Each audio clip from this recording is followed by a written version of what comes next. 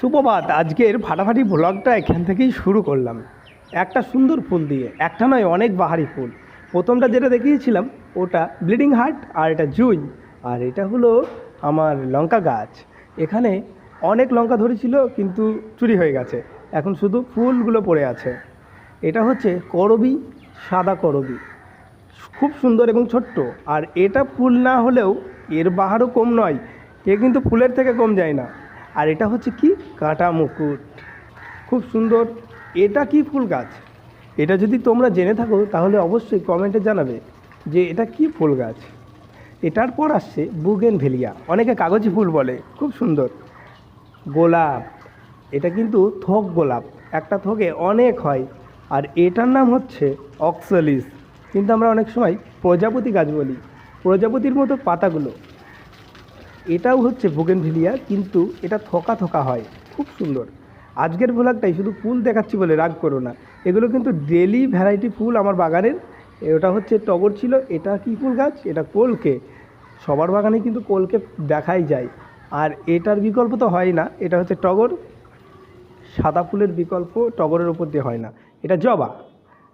আর আমি সেদিন সন্ধ্যাবেলা গিয়েছিলাম শহরের একটা রাস্তায় ঘুরতে, তারপর একটা জিনিস উপলব্ধি করলাম, গ্রামের মানুষের গাড়ি রাখার জায়গা আছে কিন্তু গাড়ি নেই, আর শহরের মানুষের গাড়ি আছে কিন্তু গাড়ি রাখার জায়গা নেই, রাস্তার পাশাপাশি রেখে দেয়। আর এটা হচ্ছে আমাদের দুর্গাপুজো শুরু হয়ে গেছে। দুর্গাপুজোর প্যান্ডেলের এবার লাইটিংটা সম্পূর্ণ অন্যরকম করেছে, কি সুন্দর। আমি প্রথম দেখলাম এই অ্যানিমেশন টাইপের লাইটটা, অন্যান্য দেখেছি কিন্তু এটা কি দারুণ লাগছিল। আর এখানে এরা খেলা করছিল,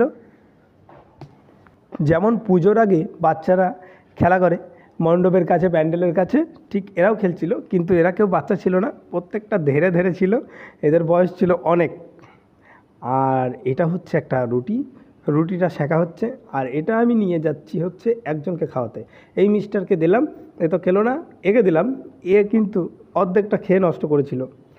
আর এইখানে কিছু আমি ছবি দেখাচ্ছি, ছবিগুলো দেখুন। এটা হচ্ছে চন্দ্রমল্লিকা, আমাদের গত বছরের চন্দ্রমল্লিকা চাষ করেছিলাম, তা এই চন্দ্রমল্লিকাটা এই রকম ছিল আর এই রকম হয়ে গেছে। দেখুন, মানে মানুষের যে কোনো গাছকে যত্ন করলে সে কীরকম হতে পারে সেটা এই ছবিগুলো না দেখলে বোঝা যায় না। আর প্রথমেই আমি একটু ক্ষমা প্রার্থী, কারণ মোবাইলটা আর করতে হচ্ছে ভিডিওটা দেখার জন্য এই সময়টায়। সব কিছুই পরিশ্রমের ফল। মানুষের উপর পরিশ্রম করলে, মানুষের উপর উপকার করলে মানুষের, তারা আঘাত দেবে কিন্তু গাছ কোনো দিন আঘাত দেবে না।